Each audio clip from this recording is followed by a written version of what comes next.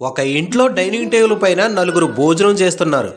వయసు పైబడిన ఒక ముసలైన, అతడి కొడుకు, కోడలు, 6 సంవత్సరాల వయసున్న అతడి మనవడు. ఆ ముసలైన అన్నం తింటూ నోట్లో ముద్ద పెట్టుకునేటప్పుడు చెయ్యి వణుకుతూ సగం డైనింగ్ టేబుల్ పైనే పడిపోతుంది.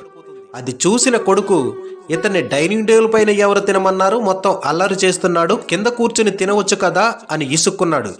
అది విన్న ఆ ముసలైన బాధపడుతూ అతడి కంచం తీసుకుని వెళ్ళి కింద కూర్చుని తింటున్నాడు.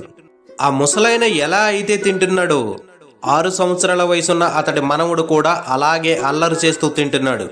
అది చూసిన ఆ పిల్లవాడి తండ్రి, అంటే ఆ ముసలైన కొడుకు, నువ్వు తింటే అల్లరి చేసేస్తున్నావు, నేను తినిపిస్తాను అని గోరుముద్దలు తినిపిస్తున్నాడు.